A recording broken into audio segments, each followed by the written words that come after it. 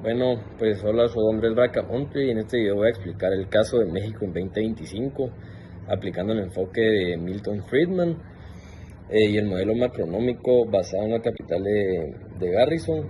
Y este análisis formará parte del final del curso de teorías monetarias, banca y ciclos económicos. Bueno, entonces aquí les voy a explicar sobre el mercado de fondos de México a corto plazo. Aquí es la masa monetaria establecida originalmente por el gobierno y esta es cuando aumenta la masa monetaria dentro de un país.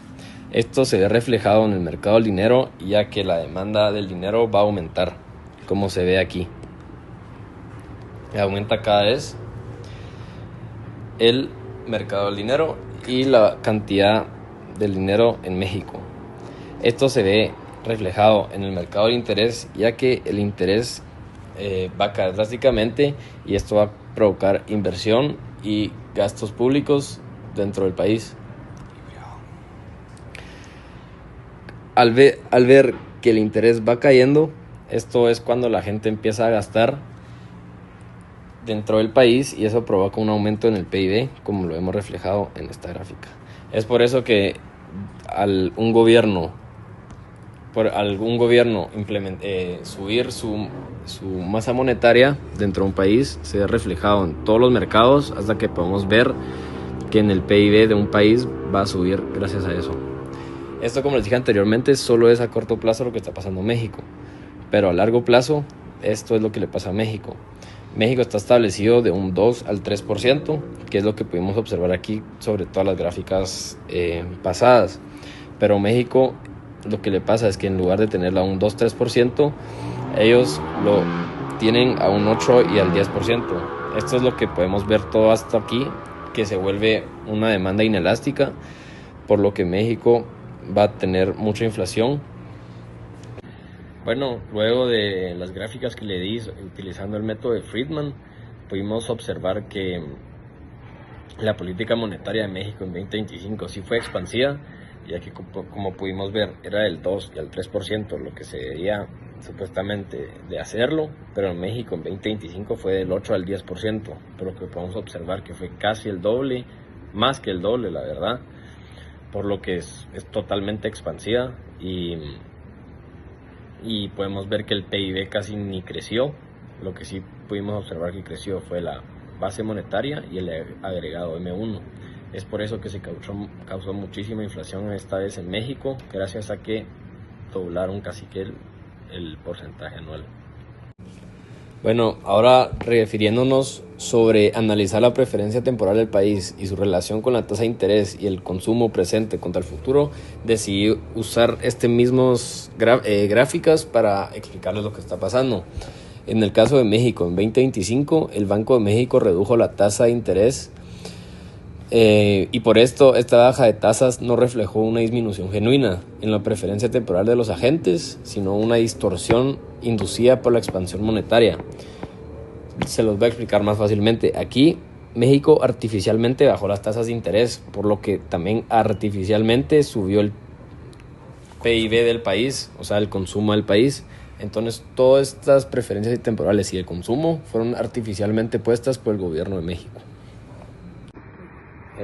Bueno, ahora para la parte 3 y 4 sobre los mercados de fondos prestables y la estructura temporal de producción, ahorita les voy a explicar graficando y la gráfica que hice yo, donde está el triángulo de Hayek, las fronteras de posibilidades de producción de un país y el mercado de crédito.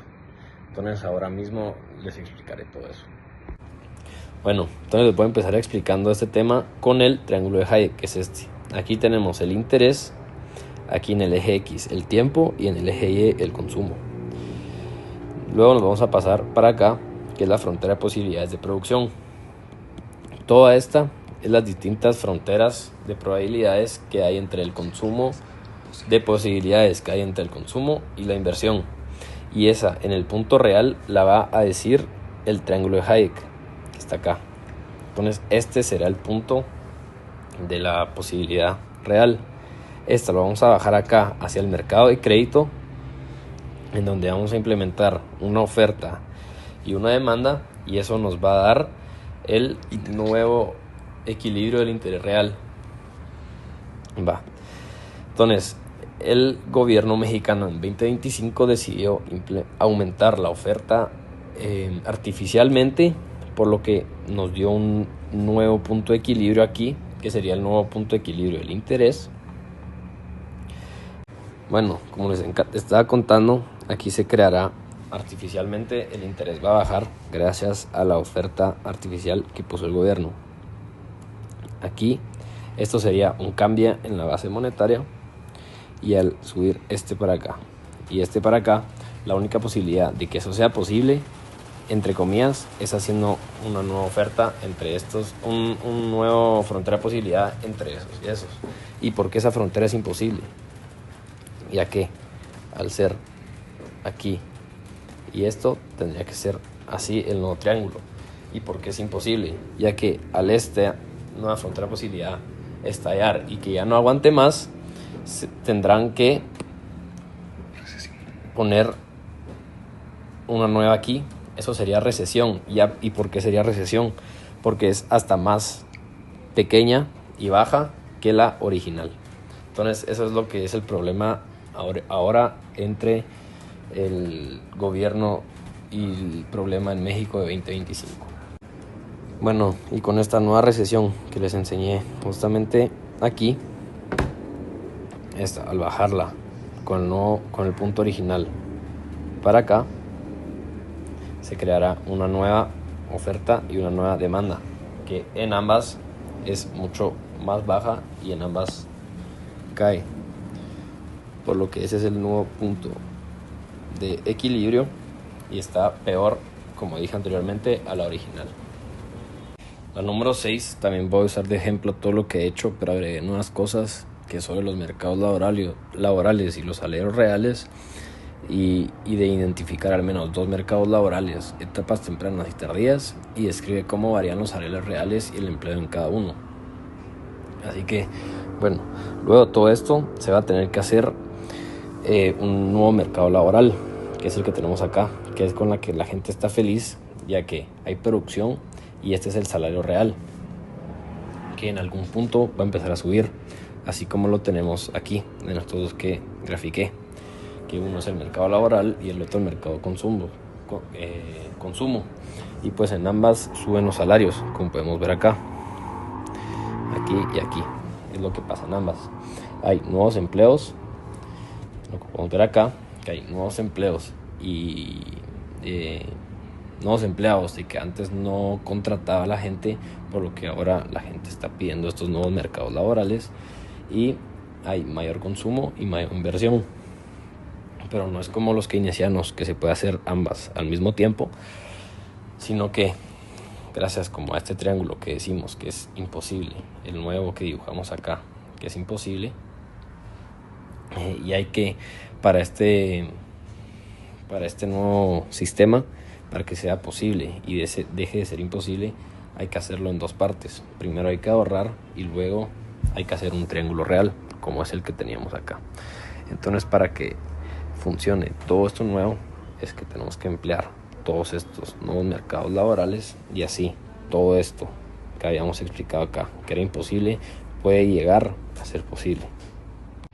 Bueno, ahora casi terminando, voy a hacer la número 7, que es sobre graficar y gráfica auxiliar de los precios, que es sobre construir una gráfica que relacione precios de bienes de consumo y bienes de capital durante el ciclo. Ahorita mismo se los enseño. Bueno, ahora, como les estaba hablando anteriormente, ahorita les voy a dar una explicación de la gráfica auxiliar de precios relacionadas con México en 2025. Pues en México, la inflación general, los precios de los bienes de consumo, que son los que están en verde, se mantuvo relativamente moderada, con variaciones anuales alrededor del 3.6 al 4.0%. Por ejemplo, en octubre de 2025, la inflación anual fue de 3.57%. En el segundo trimestre de 2025, la inflación encabezada por mercancías, o sea, los bienes, subió entre trimestres. Eso se relaciona con la curva de bienes de consumo, como les estaba diciendo anteriormente, ya que sube más lentamente y de forma más sostenida. Aquí lo podemos ver que empezó a subir más sostenidamente que la otra. Por otro lado, la inversión bienes de capital, que es estos en azul, en México está mostrando debilidad. Por ejemplo, el Banco de México reportó que la contribución de la inversión privada y pública fue negativa en la primera mitad de 2025.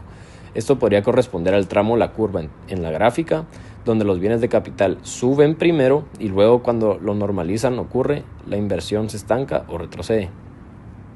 Ahora también les voy a hacer una interpretación de las curvas de la gráfica con México. Pues inicialmente podríamos imaginar un impulso monetario o una inversión que iba a subir precios de bienes de capital, como la maquinaria y la infraestructura, antes que los bienes de consumo, ya que en México, aunque la inflación de consumo esté moderada, el hecho de que la inversión esté débil sugiere que la subida de precios de bienes de capital no ha sido tan fuerte o sostenible.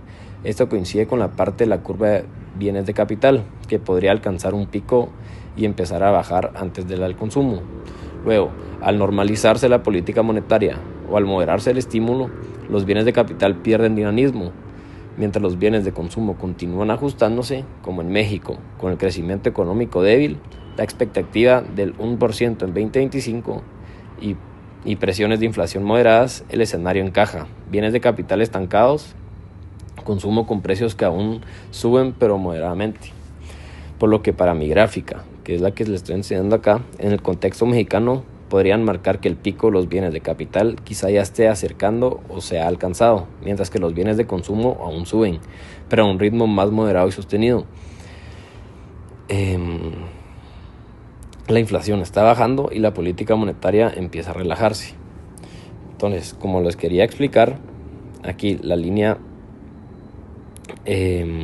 azul sube primero y luego baja, y es por eso que la línea verde, gracias al impulso monetario, es que empieza a poder subir los precios de bienes de consumo, que llegan a auxiliar y a superar los precios de bienes de capital. Gracias. Bueno, y pues para finalizar con la pregunta 8, que dice: expon recomendaciones de políticas coherentes con tu diagnóstico, señalando el rol de Banco Central y instituciones fiscales. Pues la verdad es que ya investigando todo lo que está pasando en México y así, pues yo pensaría que en lugar de que los mexicanos utilicen una política monetaria tan expansiva, podrían adherirse al Consejo de los Monetaristas como Milton Friedman y mantener un aumento de la masa monetaria con respecto al crecimiento anual, que como mencionamos anteriormente es del 2 al 3%. Y de esta manera evitarían los efectos negativos de la inflación a largo plazo, que es muy seguro que les pueda pasar, ya que ellos no están haciendo las cosas correctas por intentar subirlas al 8 y al 10%, como dije en toda esta explicación. Y pues sí, en lugar de adherirse a las cosas que ellos están pensando que son buenas, creo que deberían de irse al método de Milton Friedman y dejar las cosas como son para evitar las inflaciones y todas las cosas negativas que les puede pasar en el país. Muchas gracias.